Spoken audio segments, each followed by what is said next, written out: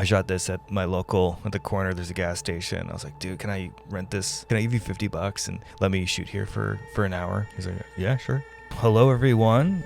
Today I am going to be watching another one of my short films called My Ghost. So My Ghost was the first short film that I made after moving to Hollywood. I got a job as an editor. So I'd started working at a music video production company as their in-house editor. So that took up a lot of my time, and I would end up working on other people's projects and learning little things here and there, little tricks. And always in the back of my head, I was thinking about, oh, I can't wait to make my next short film. We actually shot this during COVID. I actually had stopped working at this production company. I kind of just went more freelance. I think some of the stimulus money was used to help fund this project. This one did have it's still pretty much a skeleton crew, but it did have, a DP, sound, makeup, art director, ACs. So it was kind of the biggest production of a crew that I've had so far. Yeah, I'm super proud of it. I'll just play a little bit of the BTS. And so this is a BTS I made after making the film.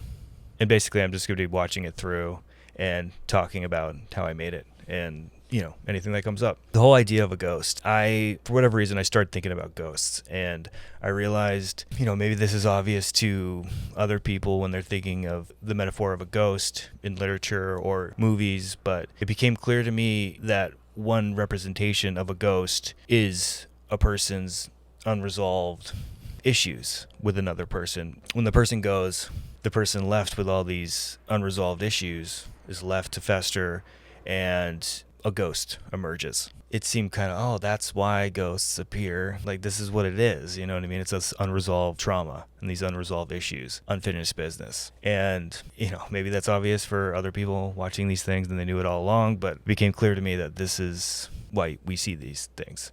So I wanted to make a short film about a ghost and about a girl who experiences the death of her father, and she's kind of haunted by his ghost, and it appears in his old flannel shirt. I just like that image of his flannel shirt following her around and being with her. Yeah, at first I kind of wanted to do it more CGI for the shirt, and then the DP I had for this, Justin Lin, he kind of talked me out of it and said, you need to do a practical. And so I worked on kind of designing a shirt that I could figure out a way to puppeteer it in a way. This is kind of a little video of me designing it and testing it out. It's just a large puppet. I filled in the flannel with little flotation devices that you would use when you're swimming.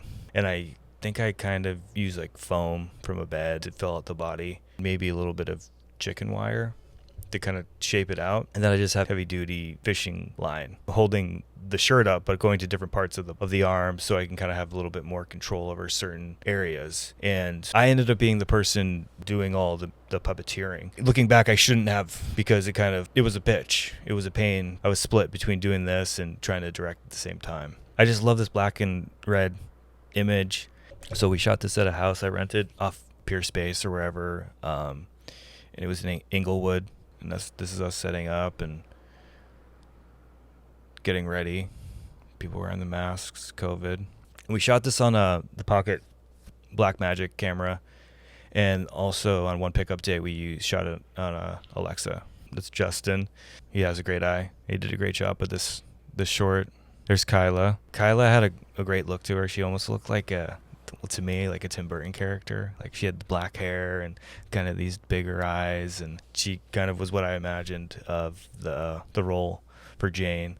And so she did great, and she kind of had the look for it because it was very like a visual story. It wasn't a lot of talking in this piece. It was very moody, and it kind of relied on the score a lot, which I ended up doing the score myself. I found a synthesizer that emoted a certain way that felt very like a ghost speaking, like a lot of reverb, and it was like a softer tone, not really, or it could get harsh at some points, but it wasn't really defined. It was a bit more loose in its sound.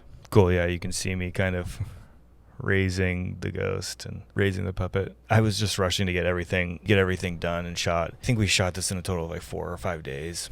And it's like, and I was just rushing to get everything because we only had that certain location at that house for 2 days. And by the time it was like, the end of the second day, we just definitely weren't going to finish all our stuff. So I had to do another pickup day. And even on the pickup day, like, it's still like we were just racing time to get everything in. I just had to get the shots that were essential to telling the story. But there were shots that I wish I could have gotten that would have been beautiful. But this is what we got. Okay, so here is my ghost.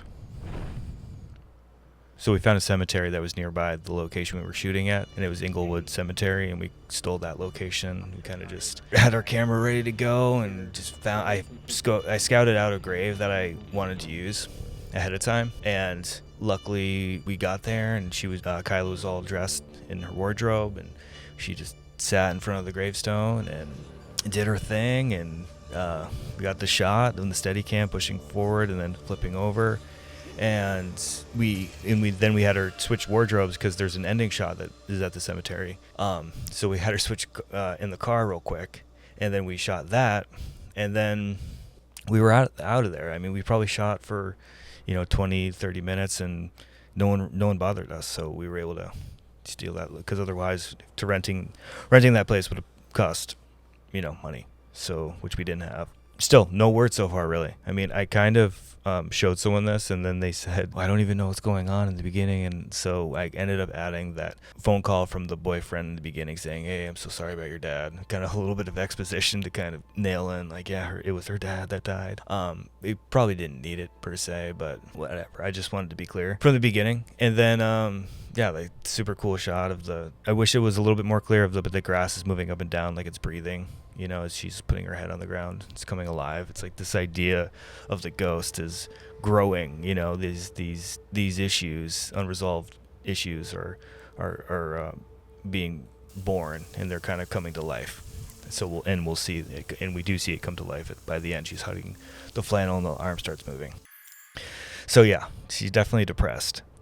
And we did all this pretty natural lighting, and used the sunlight with these cool curtains to kind of, and I think we also used some pro mist filters to make it bloom a little bit. I think I'm not a TP, but I originally designed these series as like a YouTube episodic series. So it'd be, I think initially it was 9. I think it turned down to 8 at the end, episodes to be released on Instagram weekly. So over the course of about 2 months. At the end, I kind of just put it all together as one piece because I think it works. I like it like that, as one piece. It is like one story. Justin did a great job. It looks super cinematic. I love the sounds. I love how he gets into bed. It's so funny. The art direction for this was super pretty. So yeah, Ember did all of this, helped with all this art direction and this set design. She did a super good job. The lighting is just great. I love it. It's just like natural light, but like the way we positioned them and blocked them in the location in the room, I feel like it really works. Yeah, this ending shot is beautiful. It's really beautiful. But the idea is just her learning more about her father and just changing this idea that she had of him, and her reframing almost her feelings for him. And it's a process, so we're kind of watching that process of her morph her relationship with her father after he died. That's also another instance where we ran out of time to shoot Sam stuff, her boyfriend, and it would have been more clear if we cut to him in the doorway, be like, hey, be quiet. But we didn't have time to shoot that side, so I kind of just did it in post, like with got his audio, had him tell her to be quiet, and then she just reacts to him.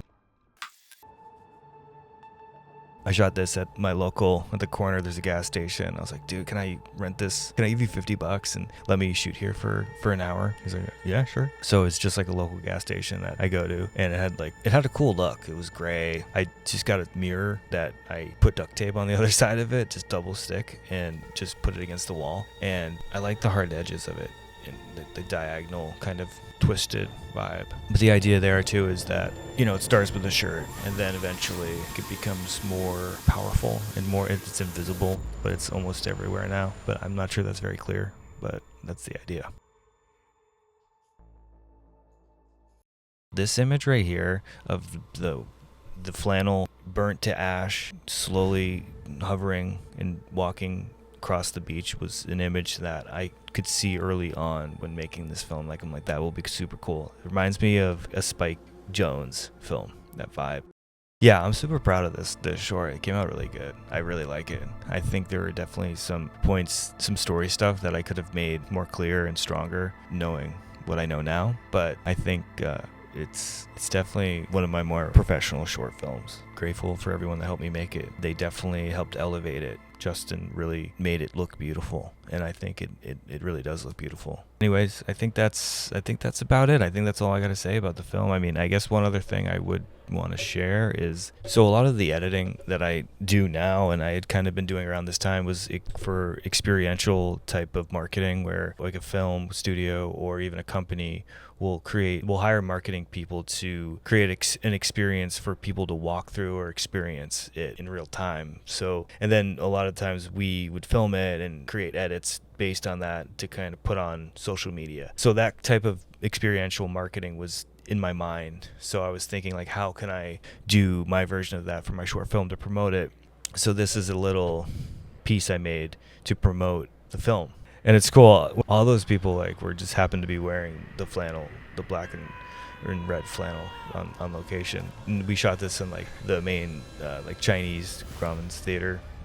Very, very famous spot in Hollywood. The Hollywood stars are all there, and it's a lot of foot traffic. So I had my buddy Joe Coffey wear this rig where it was like this big pole where in fishing lines attached to the ghost, and it would like trail behind him, and I kind of removed all the fishing wire in post to make it look like this flannel shirt chasing him down Hollywood Boulevard, just to promote it, and I thought it would be fun. So yeah, that's pretty much everything. Thanks for watching. Thanks for checking it out. I highly suggest watching the full short film. It is fun. It's emotional, but I think you'll like it. So yeah, thanks everyone, and we'll see you next time.